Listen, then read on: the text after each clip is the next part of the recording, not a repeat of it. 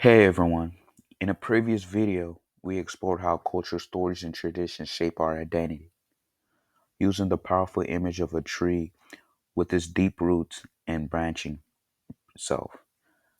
Today, I will want to revisit that analogy, but with a modern twist, the undeniable influence of social media. Think of our cultural identity as a tree. The roots are our foundational traditions, the stories we grew up with, the values passed down through generations. The trunk represents our core sense of self built upon these roots.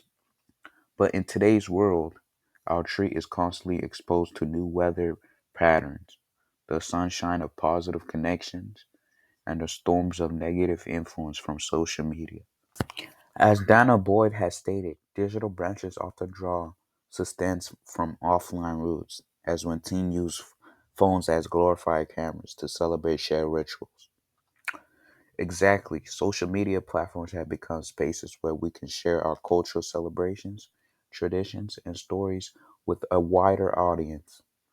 Think about viral dance challenges that bring global attention to specific cultural expressions, or online communities dedicated to preserving and sharing traditional recipes.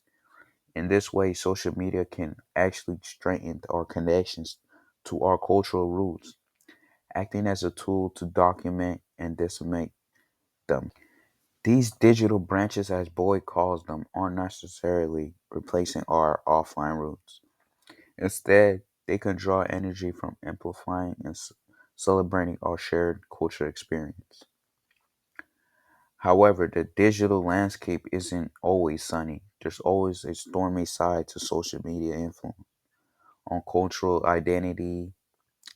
Emmanuel Nguami research highlights a more censoring trend. Emmanuel Nguami has stated in his book that social media erodes cultural identity by substituting globalized algorithm driven performance for ingrained customs.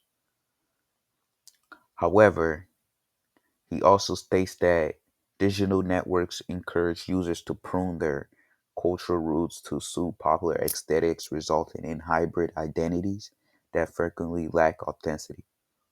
Well, I could say that this is a powerful and important point. This is a constant exposure to global trends, often driven by algorithms and what's popular, can pressure individuals to conform to certain online aesthetics that might not align with our cultural heritage.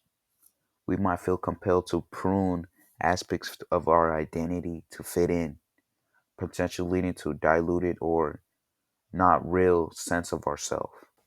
The worry here is that constant downpour of globalized content can weaken the connection to our unique traditional cultural roots, potentially leading to a loss of regional traditions and local nuances. As Peter Burke also mentioned in his work of culture hybridity. Overall, so as we navigate the digital age, it's crucial to be aware of both the sunlight and the storms that social media brings to our cultural identity. While it offers incredible opportunities for connection and celebration, we must also be mindful of pressures that can lead to the erosion of unique cultural heritage. Ultimately, the health and strength of cultural identity tree depend on our awareness, our choices too. How do we use social media in a way that nourishes our roots while we also allow us to branch out the connection with a wider world in an authentic way? That's an ongoing question in this digital age. However, today I had to remind you about the positive and negative ways and theories from each author that has stated in the video. Now we can also think about our cultural roots in a way that we can connect ourselves in social media, if it's a good way or a bad way.